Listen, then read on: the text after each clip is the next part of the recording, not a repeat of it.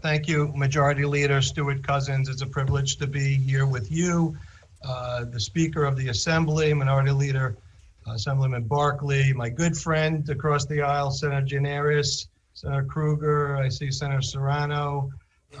I thank you all. For the people back home, we're here addressing you after just having debated the one House budget resolution brought by the majorities. There's a feeling out there that sadly our state is in decline. Certainly New York is less safe and more expensive than ever.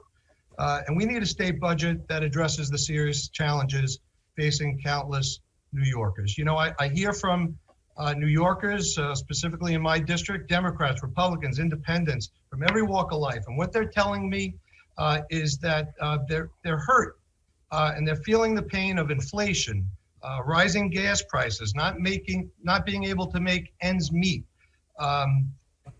less opportunity, out of control costs for educating their kids in college. They're at the end of their ropes, and they speak more and more to me about the rising crime, whether it's fear of even getting on a subway in New York City or leaving their houses because of the feeling and the fact that crime is just out of control in New York. And we all love this state. We love its people, we love its businesses, we love its resources, but New Yorkers really are at the end of their rope. And just don't take it from me.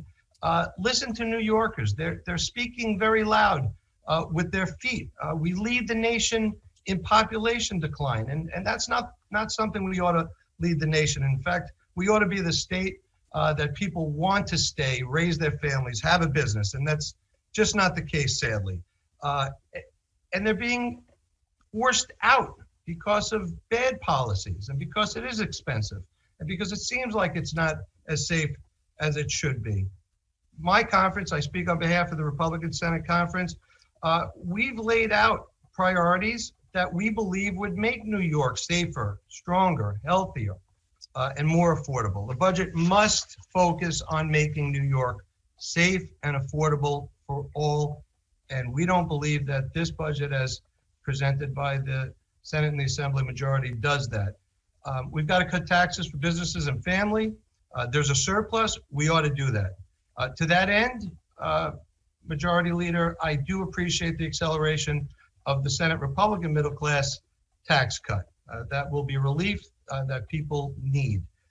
I appreciate the partial suspension of some gas taxes, but we've got to move more in the direction of cutting and giving a gas holiday tax for the entire New York State tax. I heard the President of the United States, President Biden, talk about oil companies gouging Americans at the gas pump. The oil companies make 5 cents a gallon. New York State makes 50 cents a gallon. New Yorkers pay the state of New York 50 cents for every gallon of gas in the form of a tax. So I say to the people, who is gouging whom?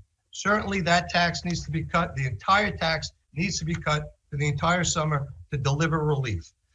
We've got to reverse Albany's bad habit of out of control spending. That's come from both parties, sadly, but we see that accelerating now.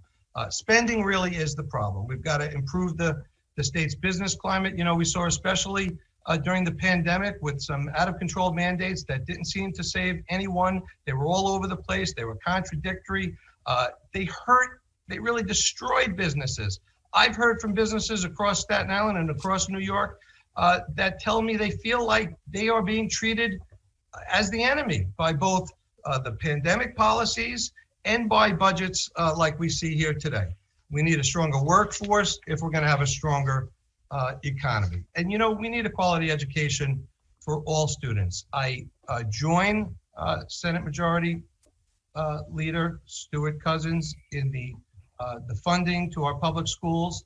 I think it's getting to where it needs to be. But I must say that our students really felt in many respects the brunt of those sort of contradictory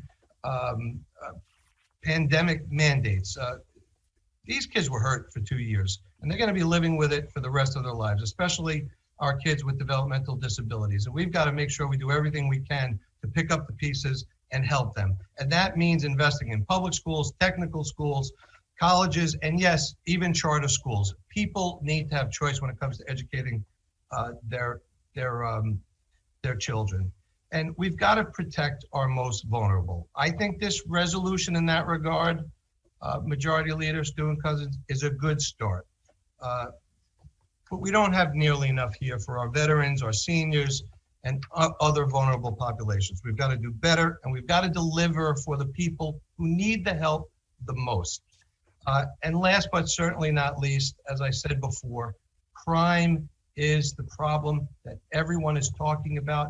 People truly are afraid to leave their houses. They're afraid to get on a bus, afraid to get on a subway. Violent crime is plaguing our streets. I see it down in New York City, and I know it's happening all over.